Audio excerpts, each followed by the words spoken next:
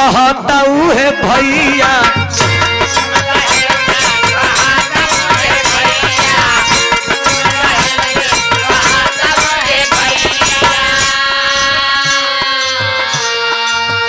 नैया डुबावल जे बनल बा खेवैया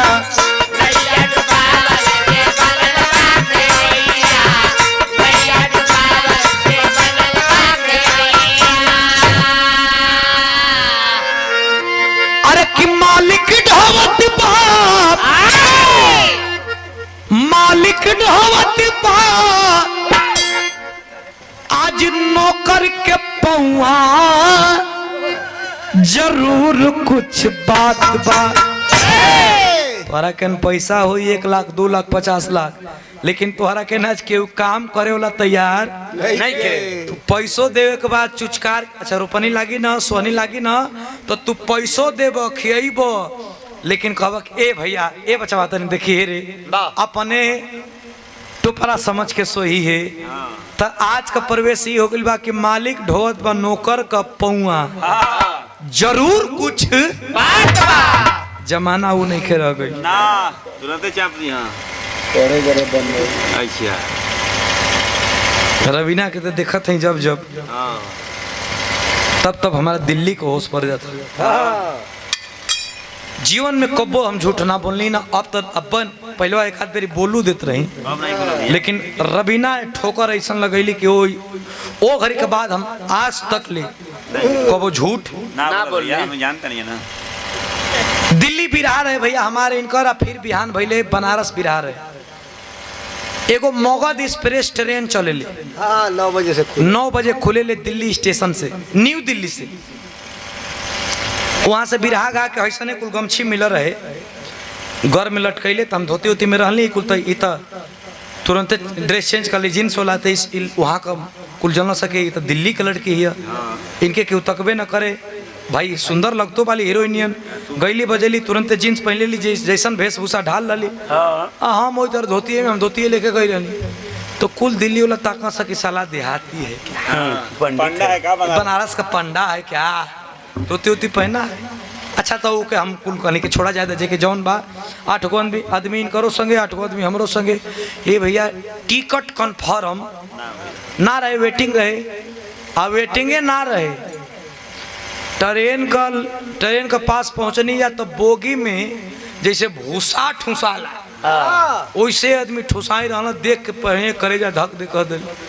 हम इनकरा और तकली हम कहली कि इनके तक बैठाऊ ले हमके तक कहीं हंस सके रे सारे भाग दूर रे बनारस का पंडा का रे अच्छा तो देखा भैया बिरहा सवेरे हम ये सोचते नहीं कि सवेरे का बिरहा छूट जाई आ जेकर बिरहा लिखिला हमार मेरिट बिरहा छोड़ीला ना 1000 रुपया मिलल बा 1 लाख का बिरहा आई तो हम छोड़ीला नहीं लेकिन मन में शंका हो गई कि मैं जाइब कैसे इतना बोगी में एक बोगी में इतना आदमी हो गई ना कि हिम्मत ही न गवाही करे कैसो अब लगली कहे कि बिरहवा छूट जाई बड़ा तेज बनेला बड़ा नेता बनेला कोनो उपाय लगैता अब तो हम बड़ा सोचला के बाद भैया एगो उपाय लगनी कहीं रुका सबसे कहीं तू बहरे बैठा कैसा मुड़ी तो घुसेर डाली अंदर मुड़ी घुसेरत एकदम बीच बोगी में जब पहुंचली तो कैली हल्ला जोर से ये कीड़ा निकलली है कीड़ा निकलली है ये जला भागा जान बचाओ 10 मिनट के अंदर पूरा बोगी खाली हो गई और जो बेगवा ले रहा कुल एक दूसरा पर बेग एकदम केकर जान ना प्यारा होलो भैया फड़ा तो पड़ी मछली जोड़ो हो रही तो काटी सरवा तो झरवावे पर एतबार मंगर के हम तो करैठ का एकदम हल्ला कैले कि अरे करैठ 10 मिनट में खाली हो गई हो कुल लोहा मांगना कि वाह भाई वाह गवैये नहीं खा बुद्धि का तेज बना ऐसे नहीं गमछा मिला रहे जाके बिछैली पंखा चलते रहे सुतली जा ठाट से बिरहा गई आराम कैली जा 3 बजे भोर में 3 बजे भोर में जब नींद टूटल तो चाय वाला चाय हम चाय वो पी ली अपनों को पी ली इन्हों लोग के कहीं पियावा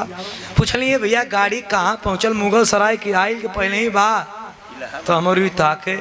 हमारा अनुभव है कि इलाहाबाद तो पहुँची गई हम गाड़ी कहाँ पहुँचल तमरे कस के चावा पिया ढेर मत बोला। हम कहली का ही कहता सारे सब नहीं पी ललस का। हम कहली गाड़ी कहाँ पहुँचल बताओगे भाई।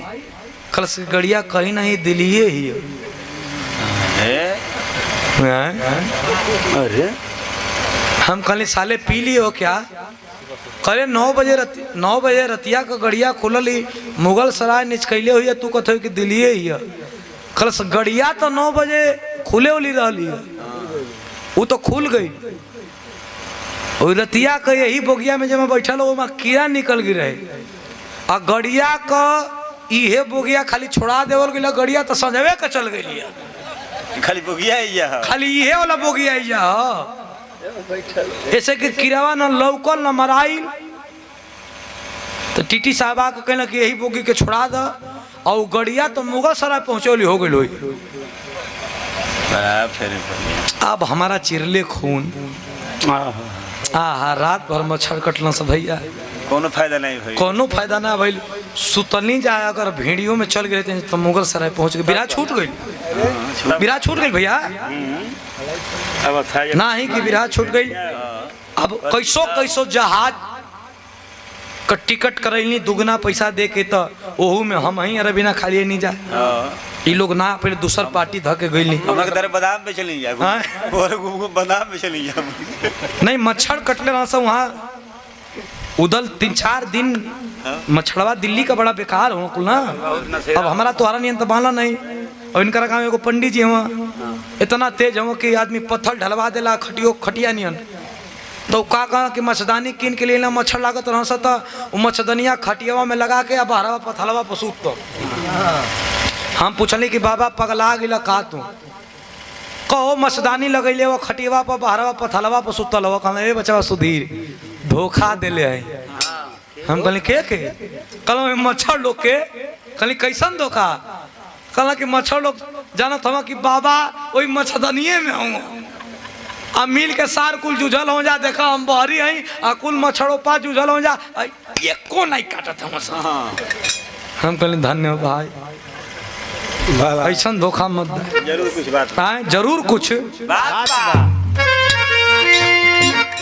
जरूर कुछ बात बा। अरे विचार करी रहुआ जरूर कुछ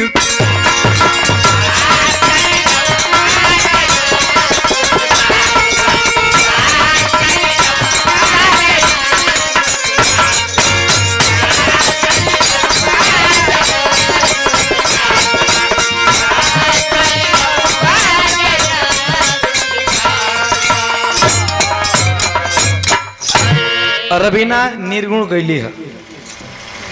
1-2 लाइन का हम निर्गुण गाई दे चूंकि कजला हंसुआ का बिया में खुरपी का गीत ना निकल हम बीरस भी गा दनी आप लोग के लोकगीत भी सुना दनी। लेकिन रह गई बात निर्गुण बिना ये चीज अधूरा रह जाए का जी। ओ काहे